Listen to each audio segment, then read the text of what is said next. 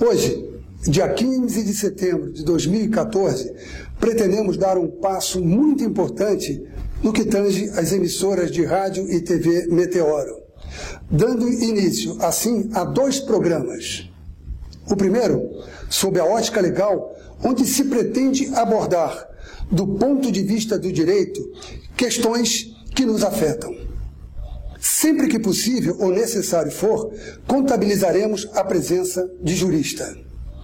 O segundo programa, cujo pontapé inicial ocorre agora, é o Prata da Casa, que permitirá apresentar, por intermédio de colegas do Itamaraty, facetas que vão além das experiências de vida no Ministério, ou seja, atividades outras que tenham experimentado fora de seu ambiente profissional, em Brasília ou no exterior. Bem, o Prata da Casa de hoje, o convidado é o assistente de chancelaria Carlos Elias, aposentado sim, inativo nunca. Certo, Carlos?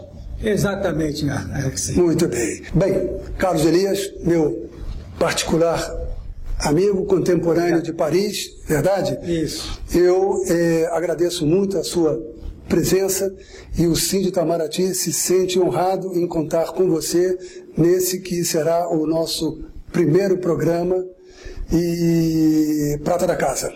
Perfeito? Eu também me sinto muito honrado por ter sido convidado, porque realmente eu acho importante o que o sindicato está fazendo, né, para estender os nossos atos aqui, tanto administrativos como culturais, pelo mundo todo.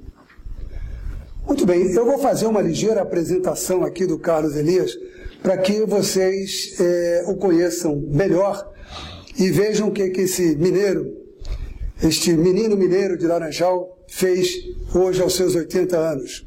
Servidor público, Carlos Elias é produtor cultural, compositor, cantor, ex-integrante da ala de compositores da Portela, parceiro, nada mais, nada menos, de que Nelson Cavaquinho, fundador do Clube do Samba de Brasília e companheiro de arte do violinista Daniel Júnior, também figura emblemática da vida cultural, musical candanga. Integrante do Serviço Exterior Brasileiro, esteve em missão junto às embaixadas brasileiras na Argentina, Argélia, Portugal e França. Sua vida foi tema do trabalho de conclusão do curso de cinema na Universidade de Brasília, a UNB, de autoria do músico, produtor e cineasta Leandro Borges da Silveira, sob o título Estou de Bem com a Vida, Carlos Elias e o Samba de Brasília. Documentário lançado em 2010 no Festival de Brasília do Cinema Brasileiro, tendo conquistado o prêmio Marco Antônio Guimarães, concedido pela melhor utilização de material de pesquisa. Antes do início do nosso bate-papo, chama a atenção para a elegância do nosso colega e parceiro, neste impecavelmente branco, neste terno impecavelmente branco. Me corrija se eu estiver equivocado, Carlos.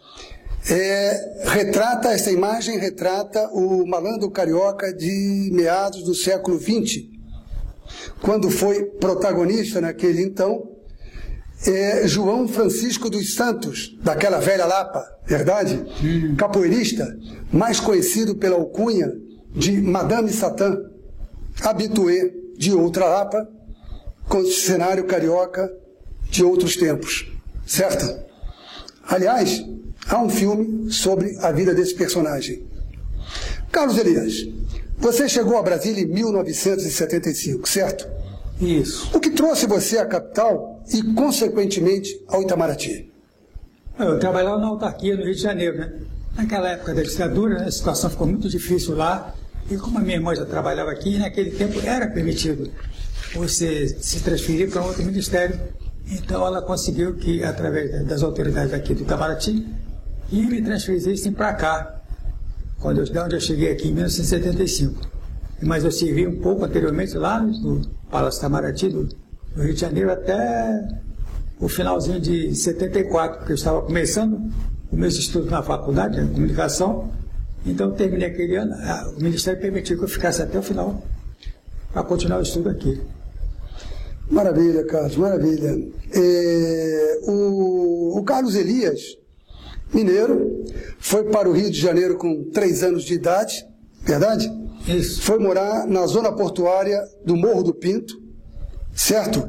Morro esse citado no samba de Zequete, Negadina. Negadina. Verdade, Negadina. De que forma o samba entrou na sua vida, Carlos? Olha, o samba entrou na minha vida da seguinte forma.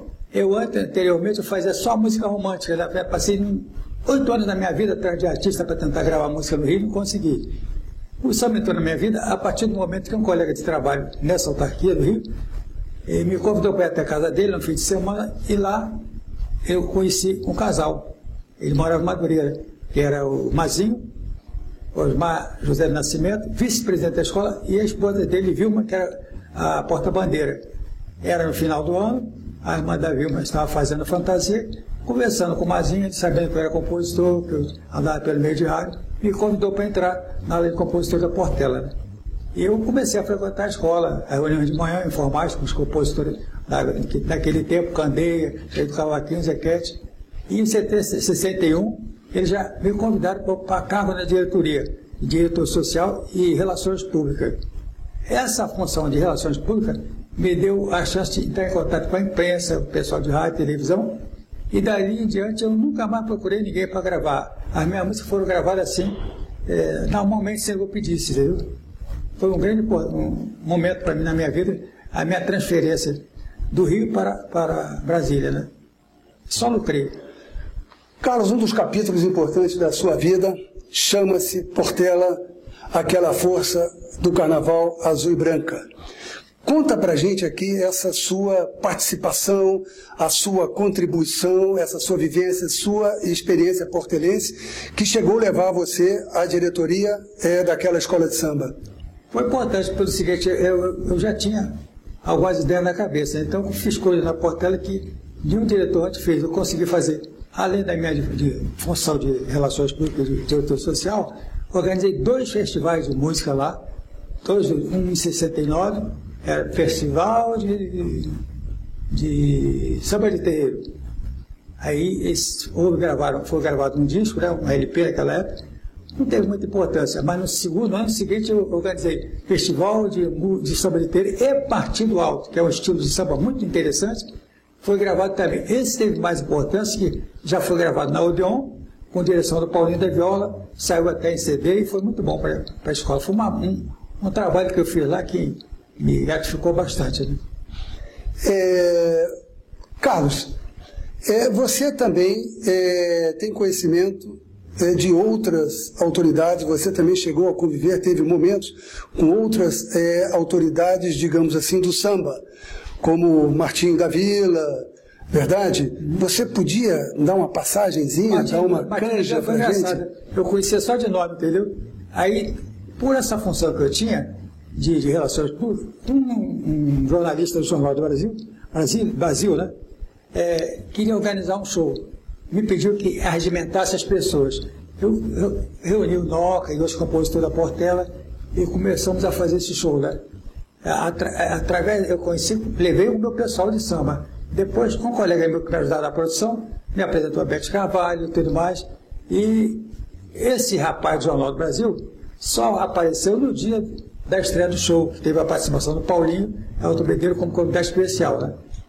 E depois, mais tarde, ele se afastou, né?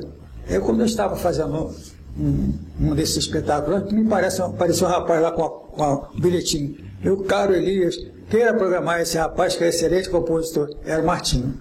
Ele não era conhecido. Aí eu convidei ele para participar do meu programa de televisão, que tinha lá, né? Ele foi lá, um taburezinho dele, a mulher e a cunhada fazendo vocal, foi embora, né? Aí o Martinho foi embora. Mas eu tive a honra de ser um dos primeiros a colocá-lo assim na televisão, né? Não sei se se lembra disso, hein? Carlinhos, uma outra pergunta para nós que participamos do Carnaval pela televisão, é o meu caso, uma pergunta que sempre nos fazemos qual é a sensação de se estar na avenida? Indescritível, meu amigo. Você lá, tem pessoas conhecidas chamando você pelo nome, é um espetáculo maravilhoso, entendeu?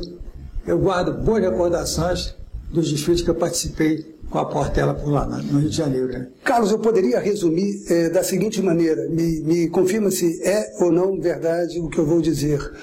Aquela multidão que está, enfim, desenvolvendo ali os seus passos, né, na avenida, cada um se sente protagonista daquele espetáculo. É possível isso? Você estar numa multidão e cada um desses que formam esta multidão se sente protagonista daquele espetáculo? É assim mesmo? Eu acho que sim, porque o pessoal da escola tem muita dedicação, se prepara o ano todo para desfilar, entendeu? Pagando suas fantasias, né? Todo desfilante que tem fantasia gratuita, né? As alas de compositores têm as fantasias pagas pela escola, mas as outras alas realizam festas, né?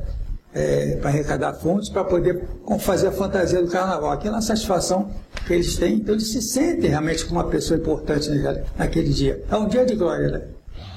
Beleza. Carlos Elias, então você em 75 chega a Brasília e da Portela para a Aruc.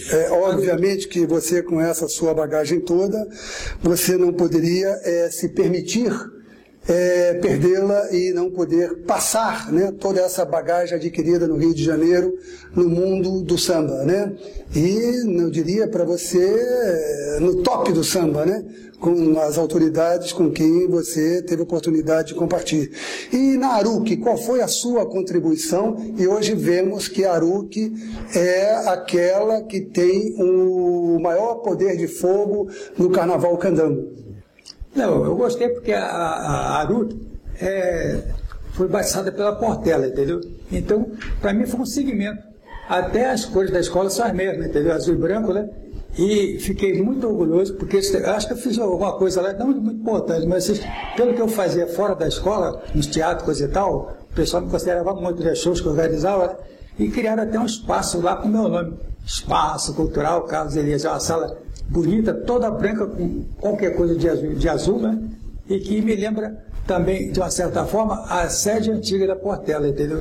Então aquilo ali, para mim, é um segmento da Portela, me sinto muito bem lá.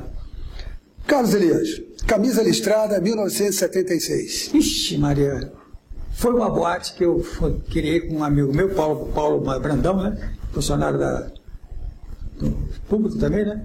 Mas que não deu muito certo, mas durou 6 meses, mas enquanto funcionou foi muito bom, né? E foi através dessa boate, né?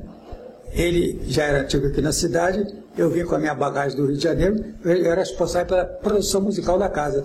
Eu organizava show, tinha o pessoal que participava dali, eu organizava repertório para todo mundo, tinha um conjunto de samba, tinha um conjunto de bossa nova, então era muito variada a nossa programação.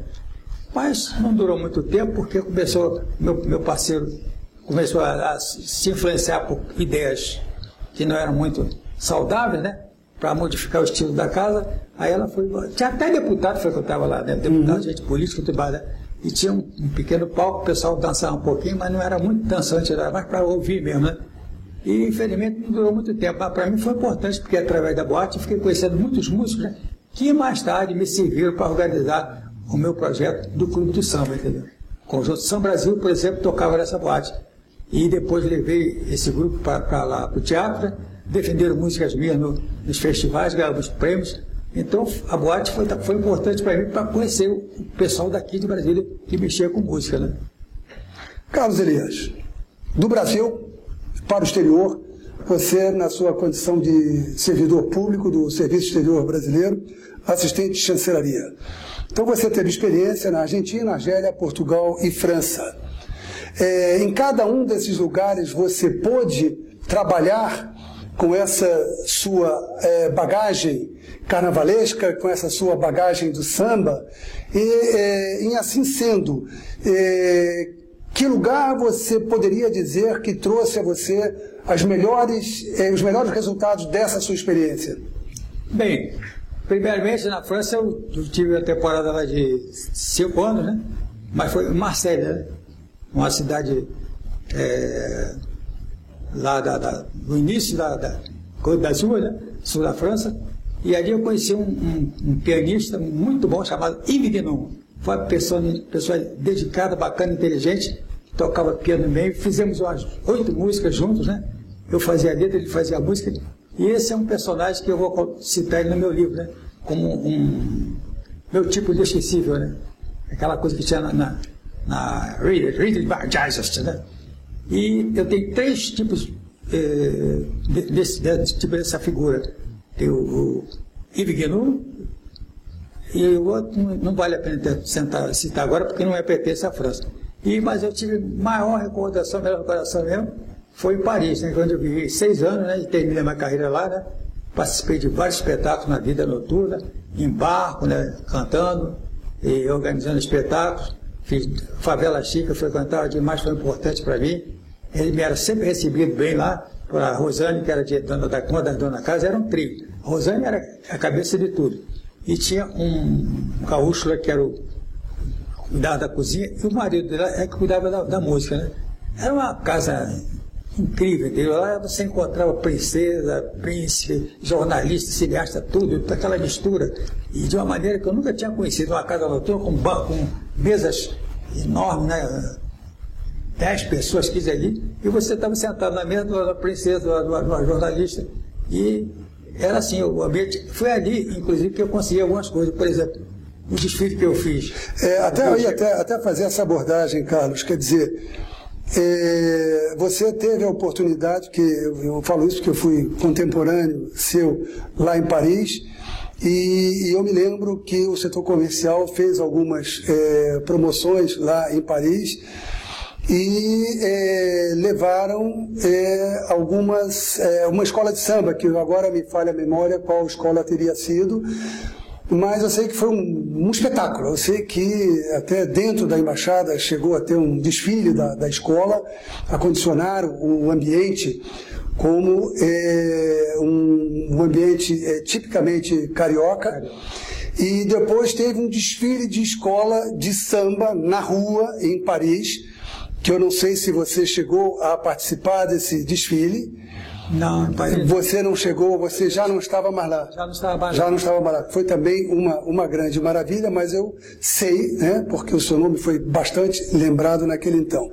Com relação à Favela Chique, eu sei que você acrescentou mais um ponto, né, no seu currículo, que você também passou a ser um modelo fotográfico, além de você desfilando pelas passarelas parisienses, né? Não é para qualquer um, Binti, né? que o diga. É verdade. E temos aqui testemunhos disso, fotografias, né? Sua, congelando aquele momento tão importante da sua vida, inesquecível, né?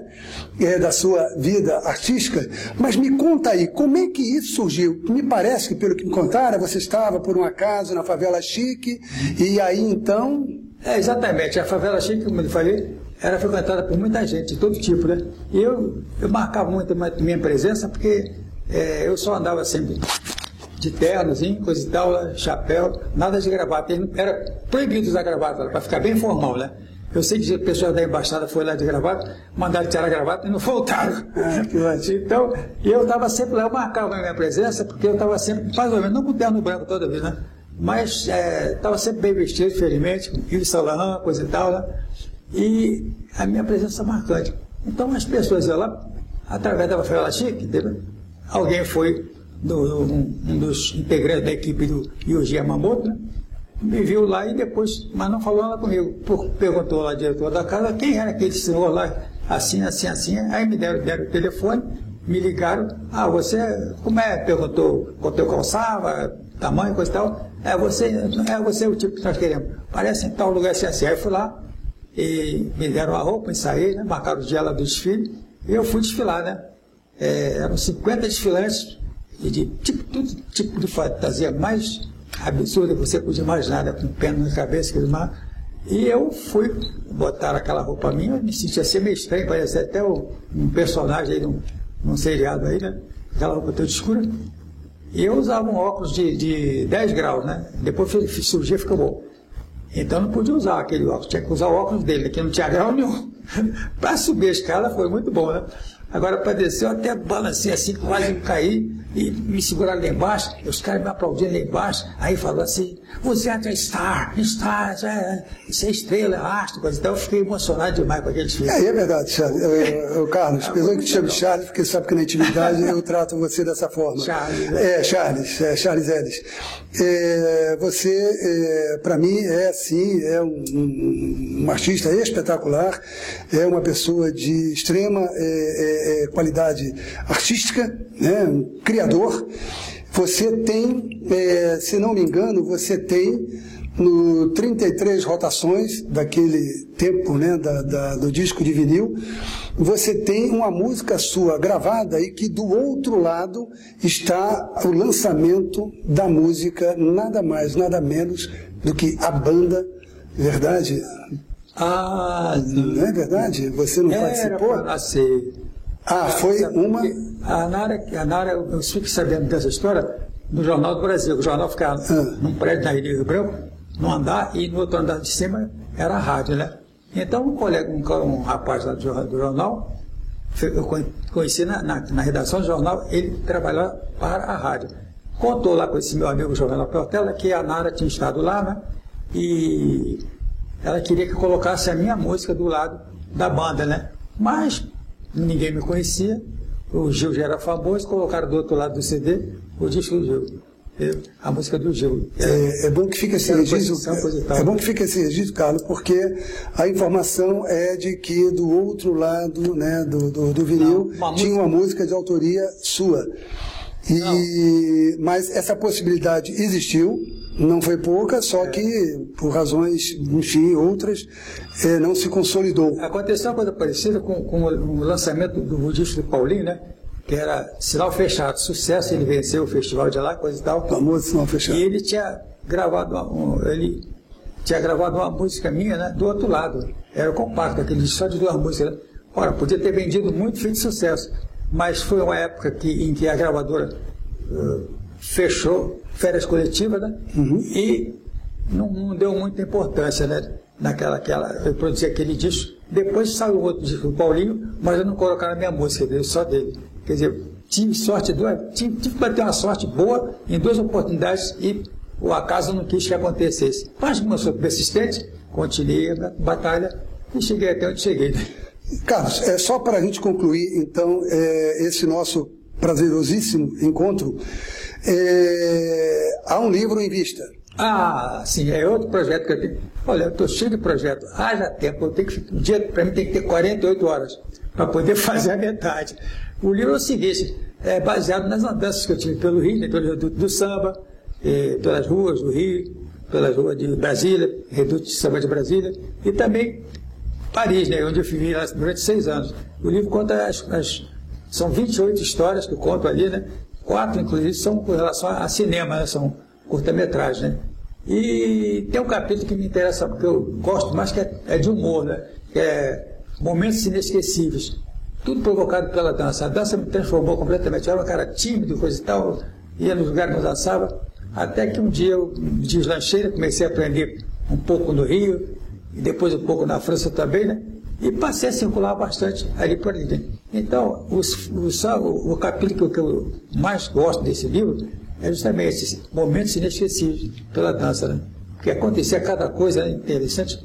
Para te dar ideia, uma vez eu estava dançando na Feira da Xícara, aí entrou uma senhora morena, bonita, simpática, sozinha, seus 30 e poucos anos, passou por mim, olhou, já tinha dançado com umas 3 garotas lá, né? E elas paravam lá, ela ficou lá bebendo, tomando sua bebidinha, né? Eu gentilmente vi ela me olhando e fui lá conversar para dançar, né? Ela, não, muito obrigado, agradeceu. Merci. Eu falei. Aí na hora de ir embora, eu fui saindo, né? Pegar meu manto, era inverno, ela veio atrás depois. Olha o que ela me falou.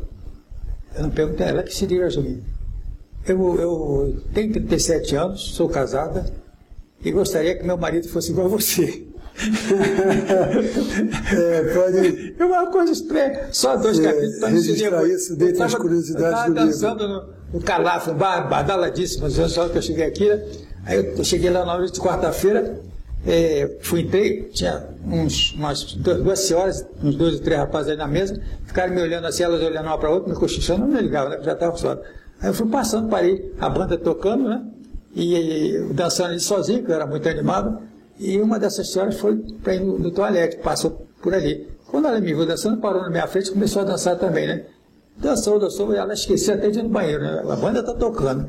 Aí, como eu vi que ela estava gostando, gentilmente deu a mão para dançar juntos, os dois, né? Começamos a dançar bastante. Aí, quando a banda parou assim, daquele estado, pá! Ela jogou o corpo assim para trás e falou assim: eu acho que vou me separar do meu marido. Aí, por que, minha senhora? Porque ele não sabe dançar. Que maravilha. Né? Quem não dança, dança, né? Mas, Carlos Elias, olha, muito obrigado pela sua visita ao sindicato. Espero que você volte mais vezes. Eu acho que assunto nós temos aqui para vários dias, verdade?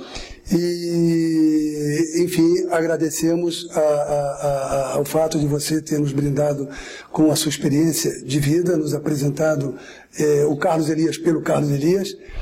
E desejamos a melhor das sortes para você e que você possa deixar aqui no sindicato, em algum momento, o seu livro editado. Muito obrigado. Vai ser esse ano mesmo ainda, hein? Até a próxima. Muito obrigado, um grande abraço. Obrigado. E até o próximo Prata na Casa.